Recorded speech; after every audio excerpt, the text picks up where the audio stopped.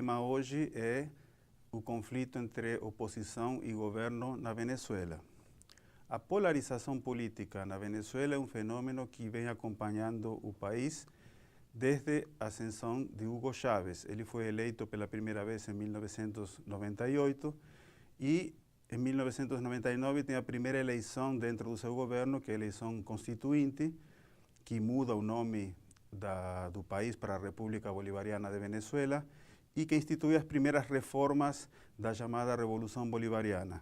Contando com a eleição de 1999, até os dias de hoje tivemos 11 processos eleitorais, seja presidenciais, sejam constituintes, de reforma constitucional, parlamentários, municipais. E o chavismo venceu 10 desses processos, perdeu em 2009 a eleição para reforma constitucional.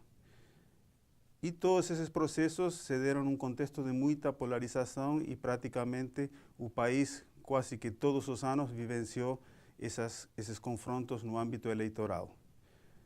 A partir do final de 2013, quando Nicolás Maduro e o partido do governo tem vitória nas eleições municipais, setores da oposição passam a não aceitar a possibilidade de continuidade de Maduro. Seu mandato vai até 2019, né? E em 2015 há uma eleição parlamentar e apostam na desestabilização do governo a partir de mobilizações de rua, principalmente. São os principais líderes, Leopoldo López e a ex-diputada María Corina Machado. O candidato Capriles das últimas eleições presidenciais da Mesa de Unidade Democrática optou nesse contexto por uma aposta institucional em termos de que a derrota do chavismo tem que seguir o calendário das eleições institucionalizadas. Paralelamente, e como um pano de fundo importantíssimo desse conflito que se dá principalmente nas ruas, né, está a crise econômica pela qual passa a Venezuela. Indicadores importantes são a alta inflação, que é mais de 50% nos últimos 12 meses, desabastecimento, né?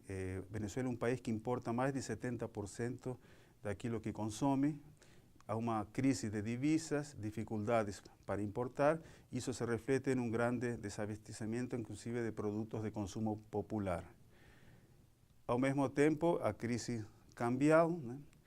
Isso está exacerbando uma questão de fundo que compromete as possibilidades de uma solução política, porque nos últimos tempos se construiu um processo negociador em que a Unasul e representantes do Vaticano estão acompanhando e setores moderados da oposição estão negociando com o governo de Maduro.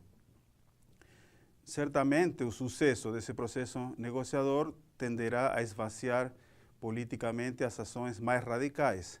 No entanto, a continuidade da crise econômica é um fator que compromete a possibilidade de uma estabilidade permanente. O governo Maduro vem conversando com empresários em termos de pagar dívidas com o setor, destravar importações, dando acesso a divisas. E no dia 7 de maio houve uma reunião com governadores na qual se anunciou um plano que o governo denomina Plano Econômico de Ofensiva Produtiva. No momento que estamos gravando esse programa não foi colocado publicamente esse plano, então não temos os detalhes sobre ele, mas é um desafio fundamental do governo atual, paralelamente às negociações, que a economia entre num rumo menos dramático, porque a continuidade dos problemas, principalmente de desabastecimento e inflação, colocam em questão a governabilidade também de setores mais pobres, que votam no chavismo, mas que em determinado momento podem passar a engrossar manifestações contra o governo.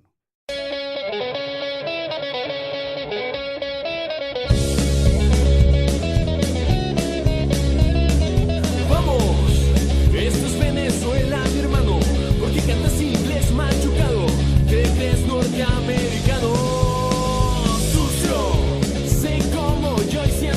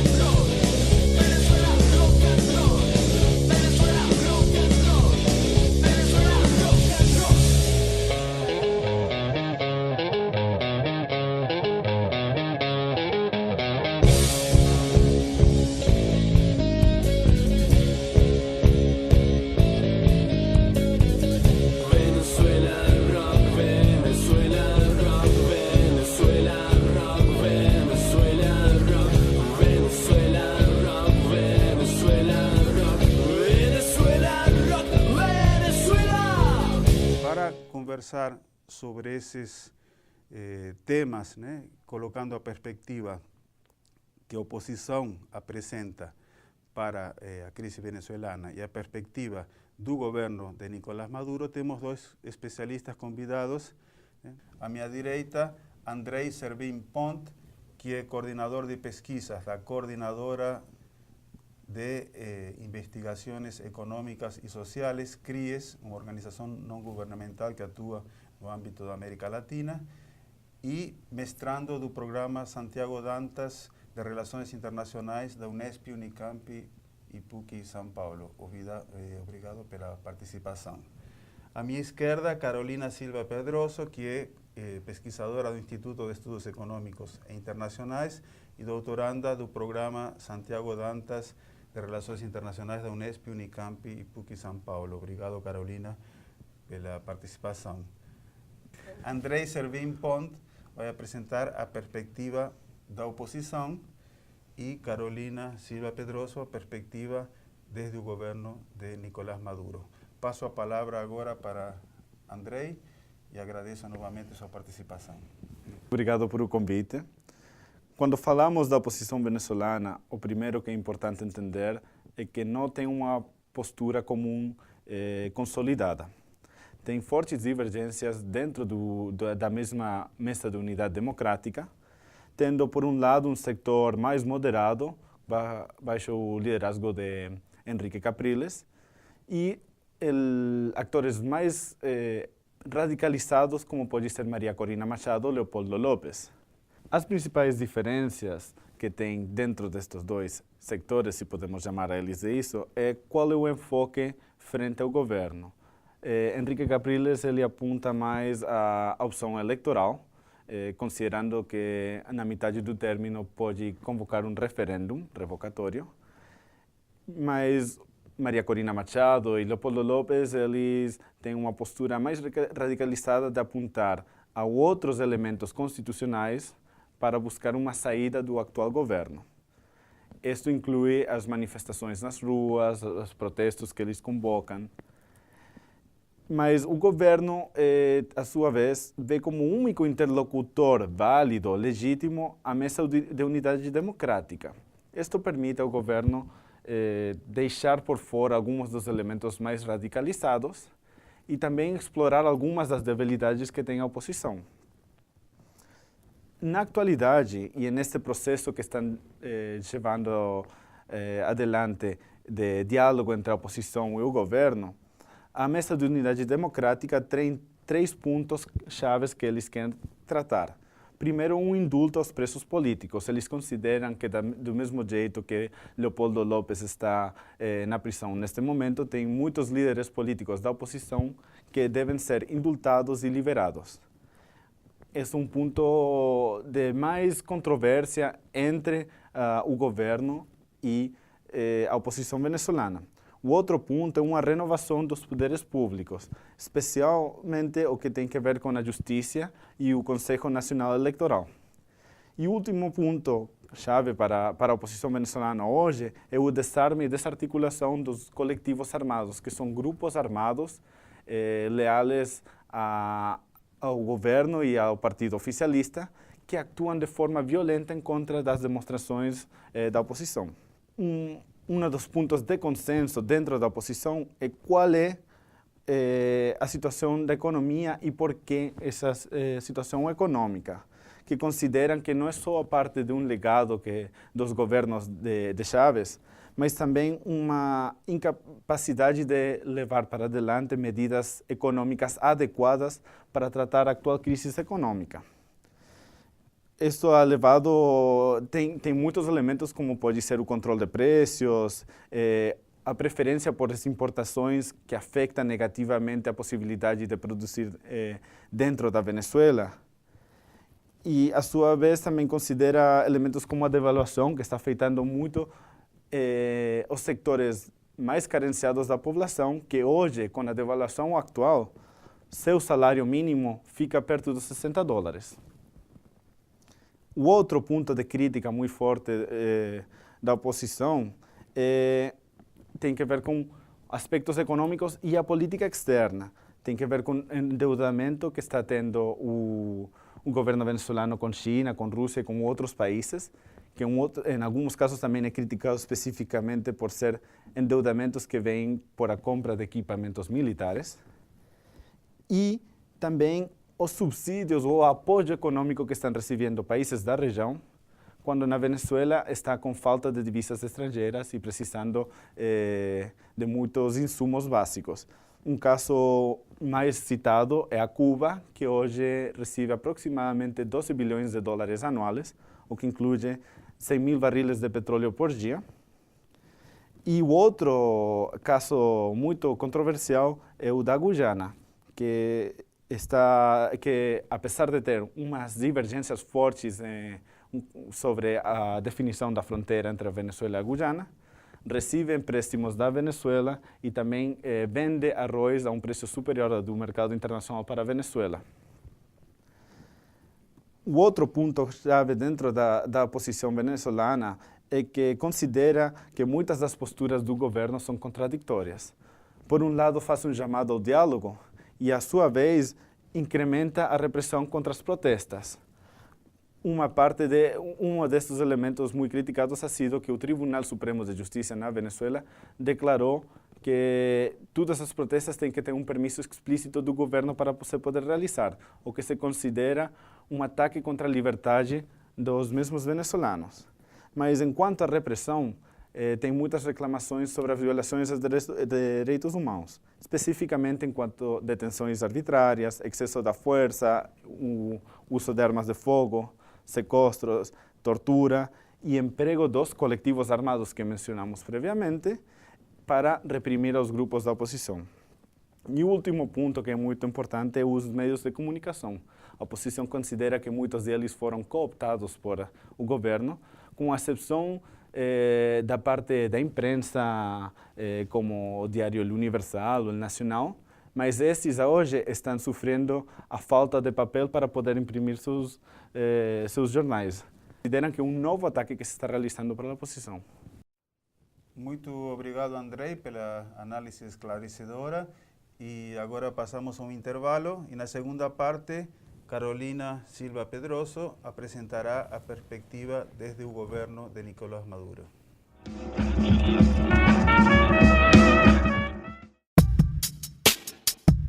O espaço virtual Sem Diplomacia divulga análises e comentários polêmicos sobre eventos internacionais. Ele é uma parceria entre o Instituto de Estudos Econômicos e Internacionais e a Assessoria de Comunicação e Imprensa da Unesp. As fontes de referência são jornais, blogs, revistas, sites de think tanks, ONGs e demais meios em que o posicionamento dispensa o consenso na opinião pública. O objetivo é contribuir para a informação e o debate sobre a conjuntura internacional a partir de visões a mais dos grandes meios jornalísticos, justamente porque vão direto ao ponto, sem rodeios, sem diplomacia. Os artigos postados levam o mesmo título da fonte de origem, acompanhado de uma síntese explicativa sobre o seu conteúdo e o link para acesso à versão completa. As análises oriundas da equipe do Sem Diplomacia ou de colaboradores externos são publicadas nas seções Opinião e Podcast. Os programas de debate Sem Diplomacia buscam, em cada edição, discutir as diferentes opiniões de temas da conjuntura internacional. Eles têm a participação de integrantes do espaço e de convidados. Já os videocasts trazem as análises da equipe sobre os fatos de relevância internacional. Acesse www.unesp.br/semdiplomacia.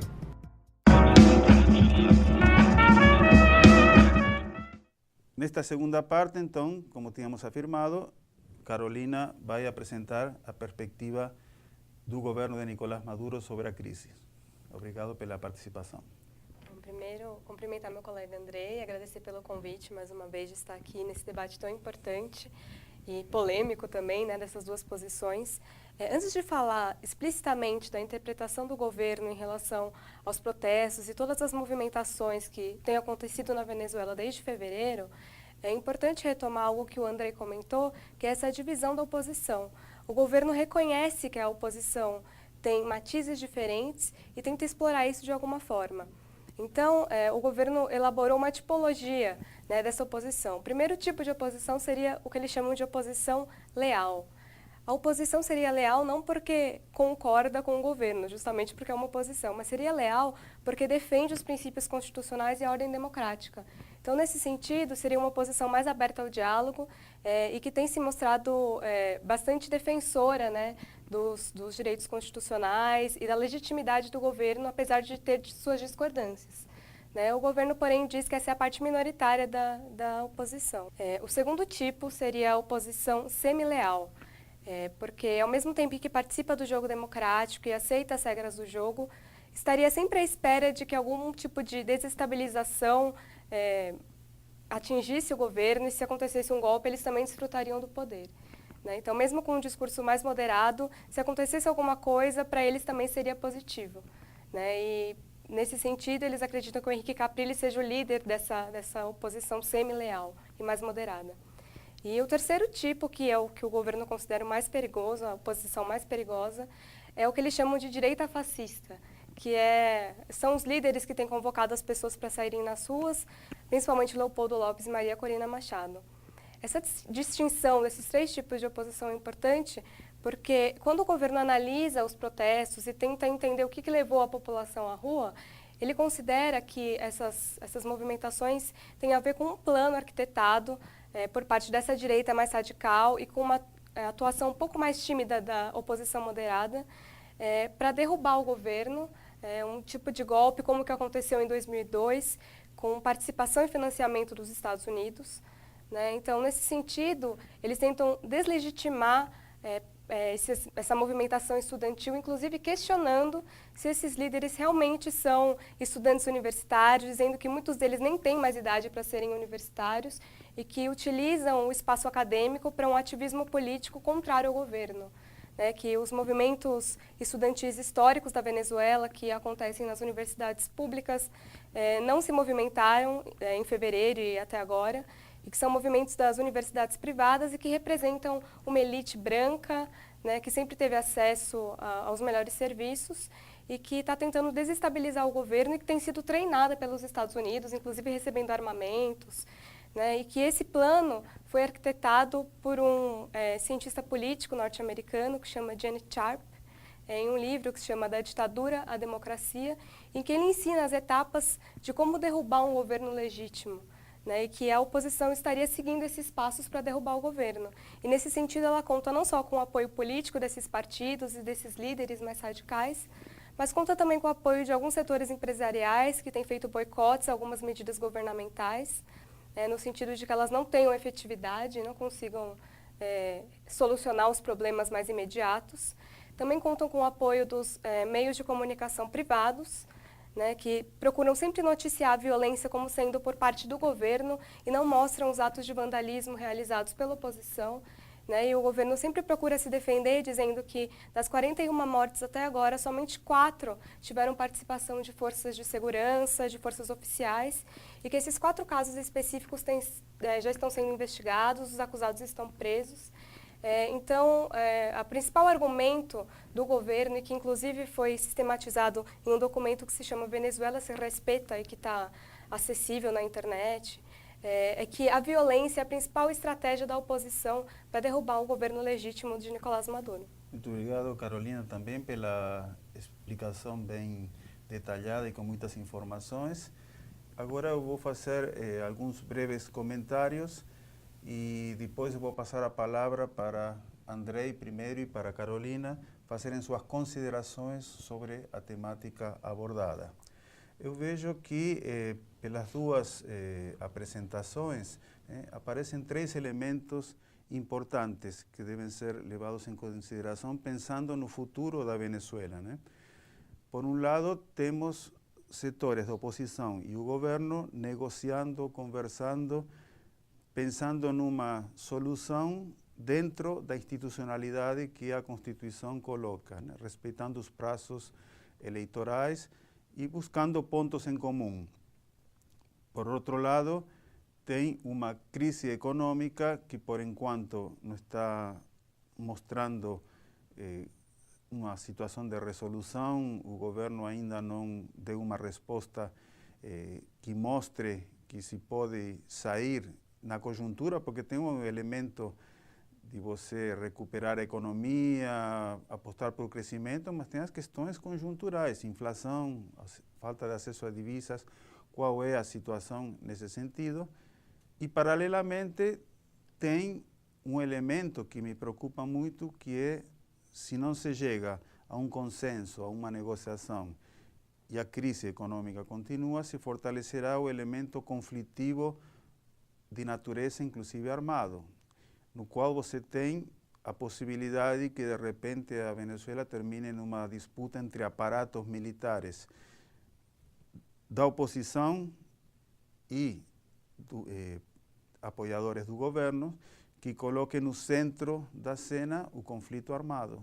E aí, isso é um problema, uma perspectiva que não seria interessante, não seria a melhor, porque não sabemos como termina isso. Em determinado momento, são as Forças Armadas que são chamadas por alguns setores a intervir, e não sabemos em que medida as Forças Armadas vão atender esse chamado, e podemos ter também uma guerra civil. Então, eu queria fazer essas considerações antes de passar a palavra para Andrei, né, fazer seus comentários. Okay. Eu acho que, do mesmo jeito que podemos falar das divisões dentro da oposição, é importante falar das divisões que temos dentro do oficialismo. E isto é tanto no marco do PSUV e as disputas internas enquanto as medidas econômicas que são prioritárias, assim como também diferentes atores dentro do mesmo governo que têm conflitos de interesses. Por um lado temos a Maduro, que, bom, foi quem recebeu o legado de Chávez, quem assumiu depois de que Chávez nominara ele como próximo presidente, ou a quem tinha que seguir seu legado. Mas um ator chave dentro do governo é Diosdado Cabello. E ele controla um setor do PSUV e dentro do governo que tem fortes diferenças com Maduro. E isso afeta também muita dinâmica do conflito com a oposição, porque do mesmo jeito que a oposição não consegue muitas vezes ter uma postura consolidada, o governo também começa a mostrar certas diferenças desde dentro. E um comentário que gostaria de fazer enquanto tema Forças Armadas, que é muito importante, é que essas divisões também estão muito presentes dentro das Forças Armadas. Faz um mês e meio, mais ou menos, 3 coroneles da Guarda Nacional se recusaram a cumprir ordens de repressão. E eles até hoje estão fugitivos. Tem vários oficiais de menores graus que estão indo embora da Guarda Nacional. Tem setores dentro das Forças Armadas que estão começando a expressar desconformidade com as medidas do governo. Incluso, algumas pessoas estão falando de o que na Venezuela está vendo um tipo de golpe suave um pouco diferente, que é um golpe, que é um jeito em que as Forças Armadas estão exercendo pressão sobre o mesmo governo para tomar algumas medidas políticas e outras não. Eles procurando controlar certas partes do processo de toma de decisões, exercendo o poder que eles têm como um instrumento militar que está insertado em boa parte do governo venezuelano, porque as forças militares nos últimos 15 anos obtiveram um rol protagônico político e social na Venezuela. Então, hoje, eles têm uma capacidade de pressão sobre o governo que é muito importante. Isso tem que ver com um segundo ponto, que tem que ver com a formação dos grupos armados na Venezuela paralelos às Forças Armadas. Em alguns casos se fala dos coletivos como grupos paramilitares, parapoliciais. A verdade, os coletivos nascem de estruturas já organizadas dentro de sectores mais carenciados da Venezuela. O governo começou a interactuar com eles como um jeito de poder se insertar nessas áreas, e muitos desses coletivos, mas não todos, são coletivos armados, e alguns desses coletivos armados são os que estão atuando em contra da oposição venezuelana, e o que é preocupante é que, em muitos casos, é em coordenação com as Forças Armadas que estão cumprindo funções de repressão. O outro elemento armado que é importante destacar em um caso de conflitividade na Venezuela é a milícia bolivariana. Eles são grupos de reservistas que estão para cumprir funções de apoio às Forças Armadas, mas têm uma capacidade organizativa considerável e uno pode ter dúvidas sobre que função eles podem cumprir em caso de um conflito interno na Venezuela. Muito obrigado. E agora passo a palavra para os comentários de Carolina. Bom, às vezes quando a gente analisa a posição do governo, parece muito uma ideia conspirativa de que tem sempre um plano por trás da oposição com os Estados Unidos. E me parece que parte desses dirigentes que realmente acredita que isso esteja em marcha, que um plano de desestabilização, ou mesmo de golpe, esteja em marcha na Venezuela, eles têm muito forte dentro deles um trauma do que aconteceu em 2002, né, do golpe que tirou Hugo Chávez do poder, depois ele retornou, que teve, de fato, se não apoio, pelo menos a omissão dos Estados Unidos. Muitas organizações antichavistas receberam financiamento dos Estados Unidos para atuarem naquele momento. Só que me parece que há um problema de análise em relação às duas conjunturas. São conjunturas muito diferentes, né? Uma das coisas, primeiro, é a morte do Chávez, né? O fato dele não ser mais o líder. Assim como o Andrei já tinha comentado, ao mesmo tempo em que a oposição se dividiu, a base aliada do governo também se dividiu, né? Com o desaparecimento físico do comandante. Né? Então já é um outro cenário. Além disso, o fato do Maduro ter ganhado as eleições com uma votação extremamente apertada, uma diferença de votos que inclusive a oposição questionou porque foi muito pequena, também levanta um outro aspecto da diferença dessas duas conjunturas. Né? Ele já não tem tanto apoio popular como teve em 2002. A questão da crise econômica também acaba pesando nesse sentido, né, porque tem muitas dificuldades que o governo precisa superar e, se não houver uma conciliação, fica muito complicado. O problema da conciliação, para conseguir resolver esses problemas econômicos, é que, por conta de toda essa conflitividade, desse grande confronto entre essas duas partes que são extremamente polarizadas, é que eles não conseguem construir confiança entre eles, para que um processo de negociação seja exitoso. Então, mesmo que a Unasul e o Vaticano esteja tentando mediar, fica complicado estabelecer compromissos que possam ser realmente efetivizados no decorrer desse processo. Né? Compromissos como, por exemplo, a Comissão da Verdade, que eles estão tentando criar lá para investigar os crimes dos dois lados, tanto da parte da oposição quanto da parte do governo, analisar se houve excessos dos dois lados em relação à violência dos últimos meses. Né? A oposição ainda não apresentou os seus representantes da Comissão da Verdade, né? O governo está até cobrando a oposição para que consiga levar adiante essa ideia dessa comissão. Então, realmente, sem essa construção de confiança, fica muito complicado.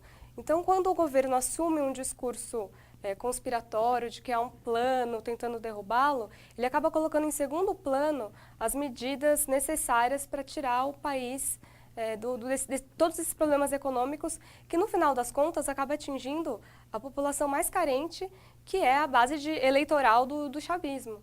Né? Então, é um problema, é um círculo vicioso que o governo não consegue sair, talvez por conta dessa predominância de ficar insistindo em questões políticas, em diferenças políticas, em planos conspiratórios e não colocar no papel as medidas que realmente precisam ganhar mais peso e relevância no debate.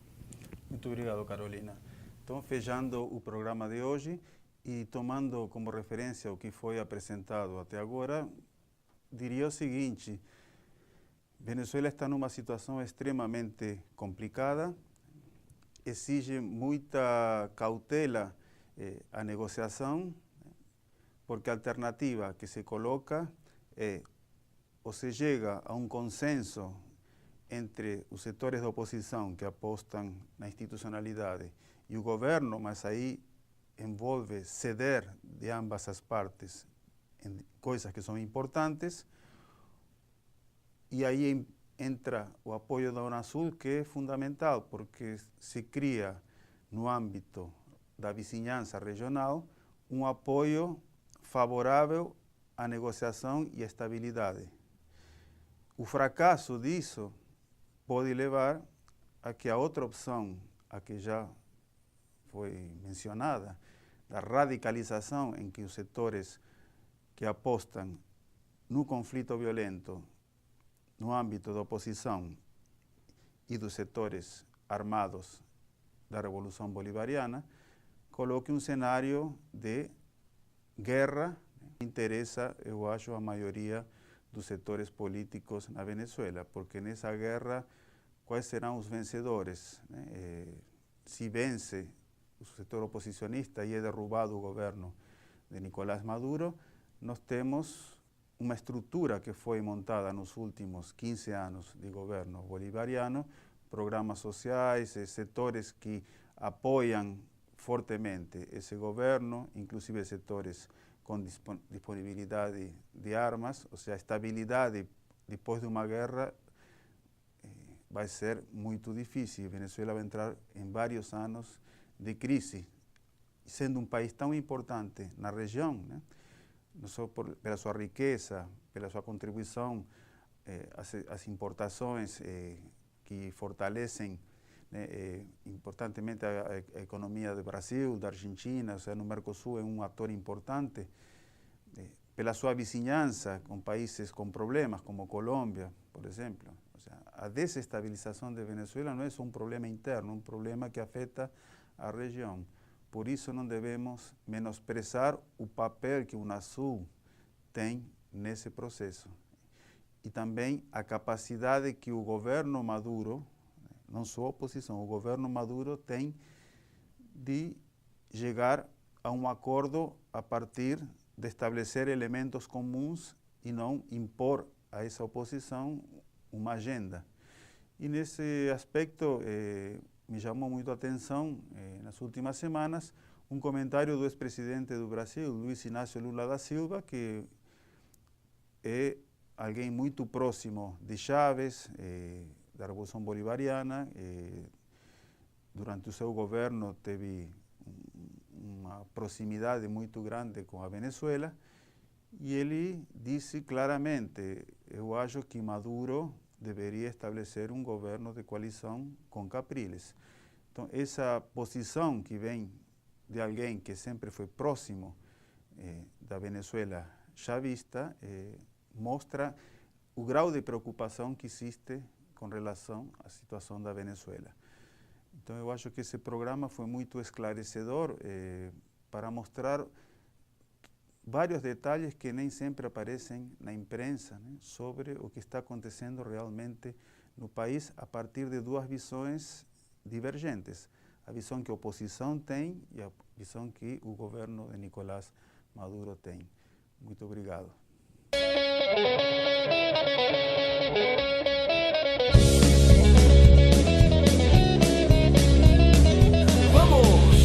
Esto es Venezuela, mi hermano. Porque cantas inglés machucado, te crees norteamericano. Sucio, sé como yo y siente tuyo. Este país con orgullo, representando el suburbio. Somos Venezuela rock and roll, sentimiento hecho canción, rompiendo estereotipos, logrando el objetivo.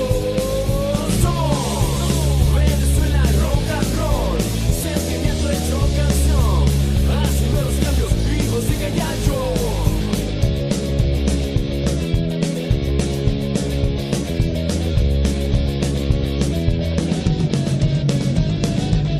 Me parece bien que escuches Beatles, Rolling Stones, Lennon con su revolución.